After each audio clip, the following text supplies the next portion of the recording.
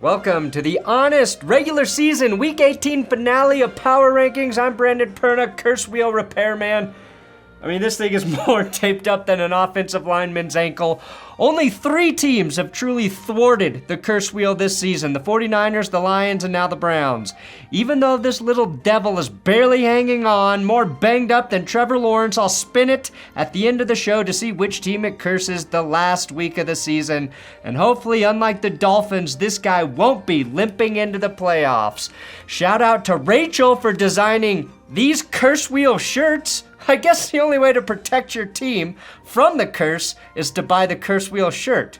Weird how that works. Linked below. Number 14, the Eagles. I kind of want Philly to just keep losing, only because Eagles fans are terrifying. Talk about how Nick Sirianni doesn't belong coaching an NFL offense or an NFL team at all.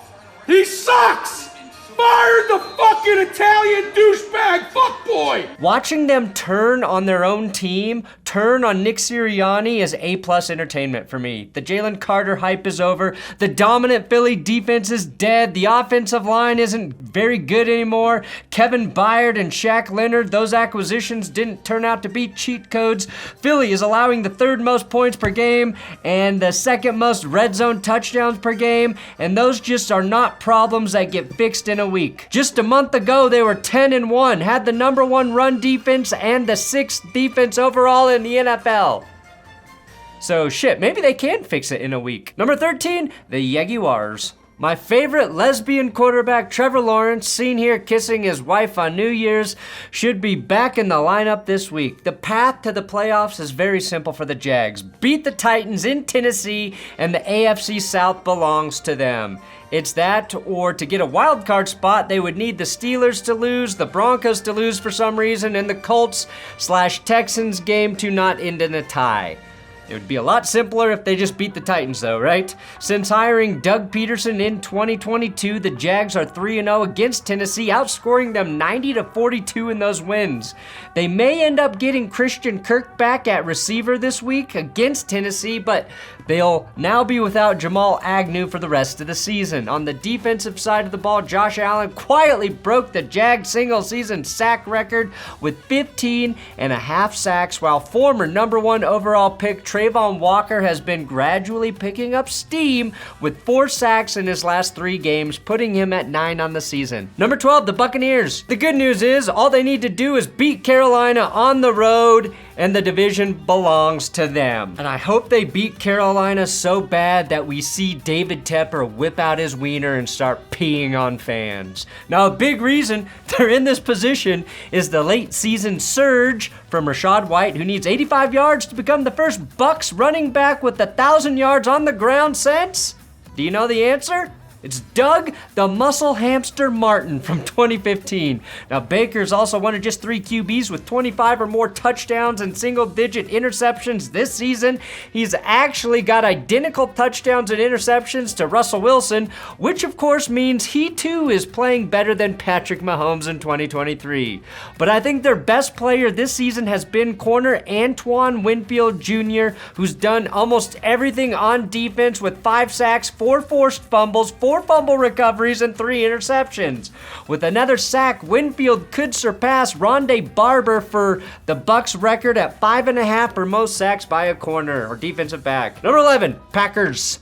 Jordan Love has exceeded expectations, proven he is the guy, and has 30 passing touchdowns on the season, which isn't just 3rd best, it's 2 more than Jared Goff, meaning the Packers can claim quarterback superiority for the 30th straight fucking year. I believe Green Bay is good enough to hang with any team in the NFC not named the 49ers. I also believe their defense is bad enough to lose to any team in the NFC, including, yes, the Panthers, which is why I think the Bears will win on Sunday. Now, I nearly put the Bears in the power rankings today. I should have. They have won 4 of 5 with the win coming against the Lions. Hell, even the victory over the Cardinals looks more impressive now. And they are the only team who made Joe Flacco look human. Okay? This is going to be a wild game with so many bragging rights on the line. Number 10, the Dolphins. Now, I do not think the Dolphins are as bad as the result they had at the end of the Ravens game. That 56-19 throttling was a result of, yes, the Ravens being better, some missed opportunities, and a game that spiraled out of control due to injuries.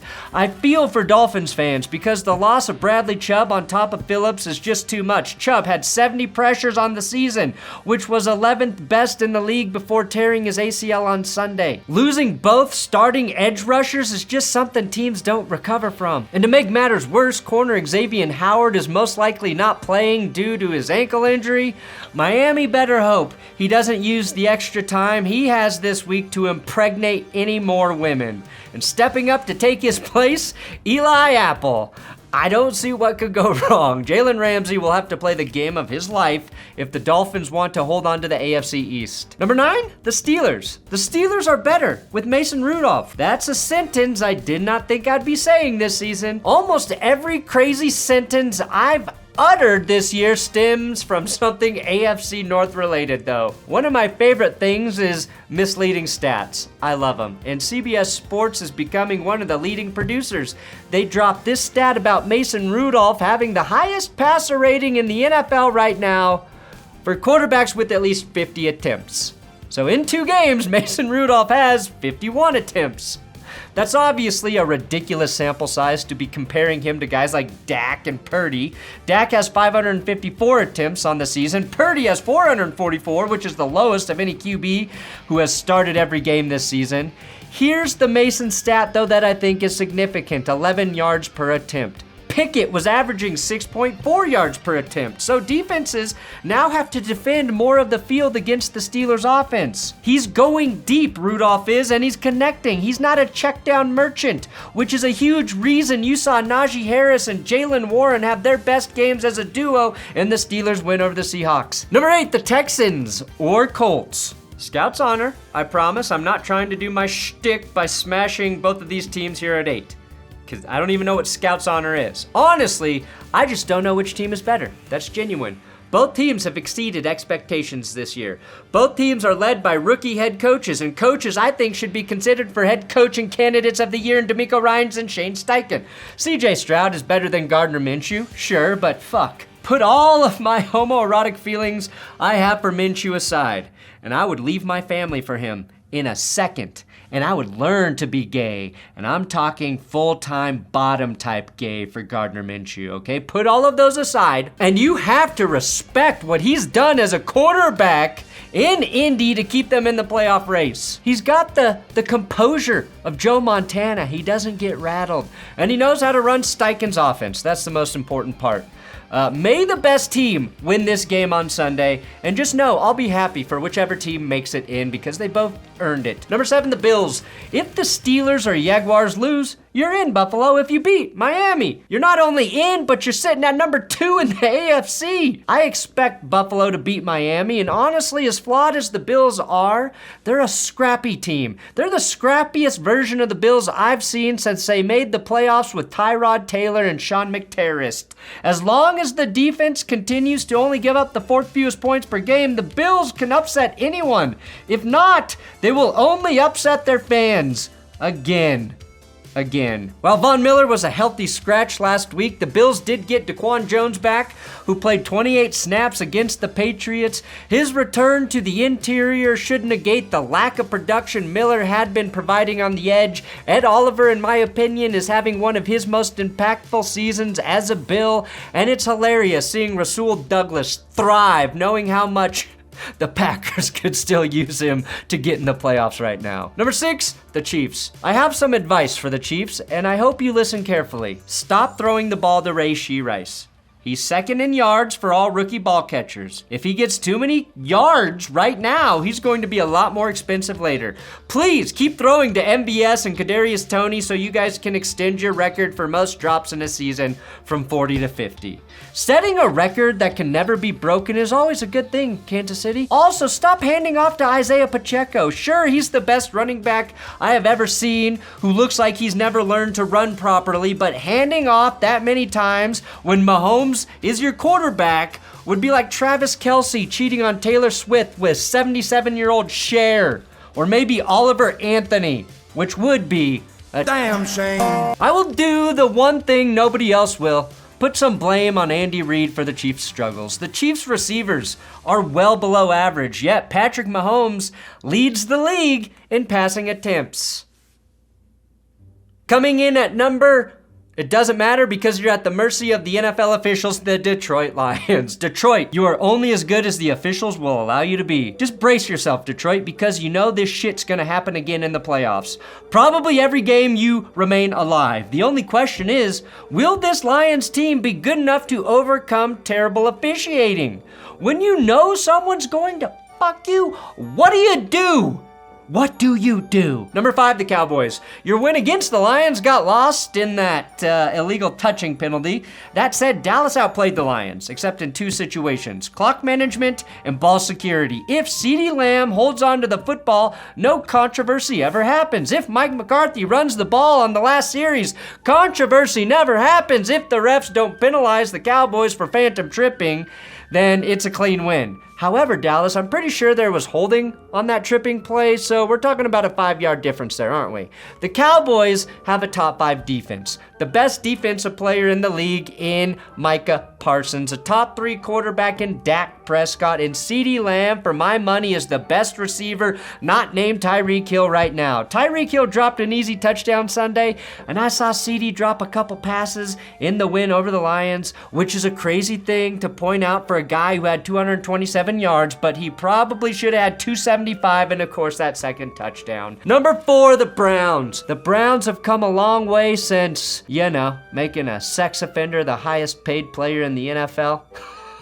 Who definitely didn't make Trevor Siemian uncomfortable here. The Browns can't do anything to help or hurt themselves in Week 18 aside from literally hurting themselves. What I mean is that they're locked into the top wildcard spot in the AFC, which means they'll be playing whoever wins the AFC South on Sunday, which would be either the Texans, Colts, or Jaguars. And guess what? They've beaten all 3 of those teams already in the regular season, although they didn't have to face CJ Stroud 3 weeks ago in Houston.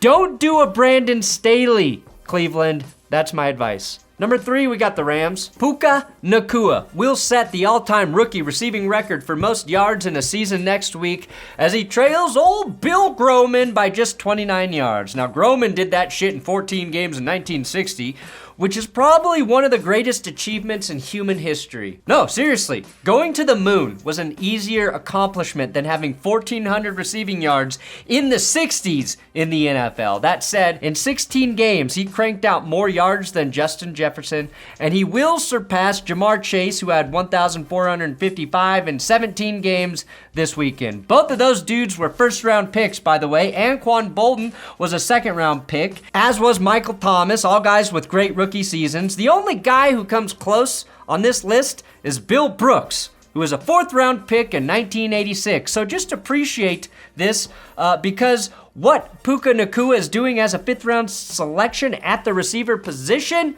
is a rare accomplishment. Number 2, the 49ers. Brock Purdy bounced back after a rough outing against the Ravens, looking more like a young, spry Peyton Manning, which indeed would make him Brocky Top.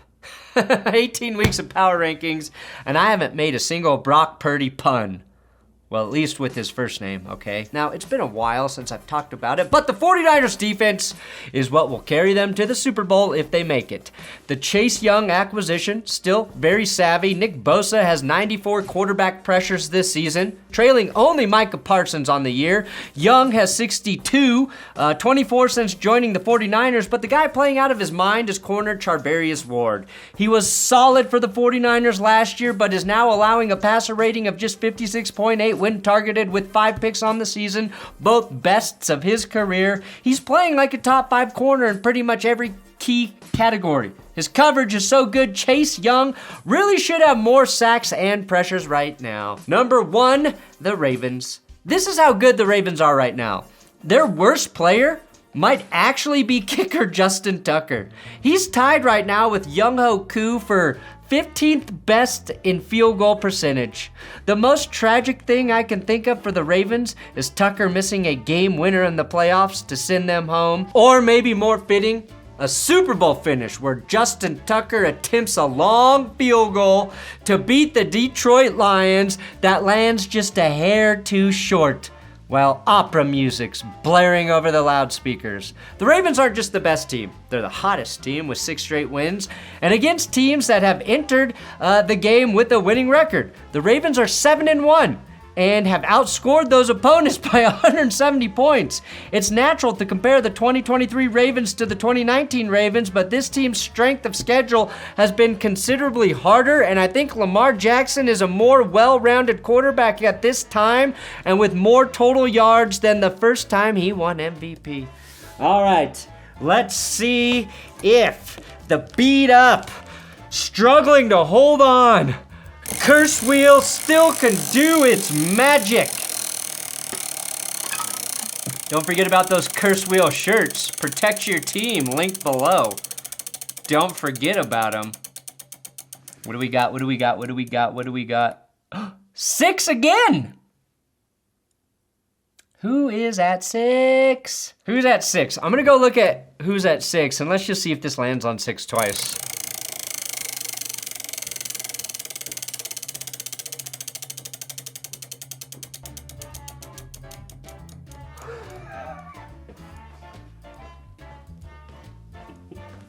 It's the Chiefs. It's the Chiefs! You're not gonna lose to the Chargers, Kansas City, but something else is gonna happen to you. Or you are just drunk. You are high on pain medication from your injuries. Thanks for watching the Week 18 Power Rankings. Let's see if this little curse wheel still works. Please check out Winners and Losers. That went up yesterday, and if you don't hate me by now, subscribe.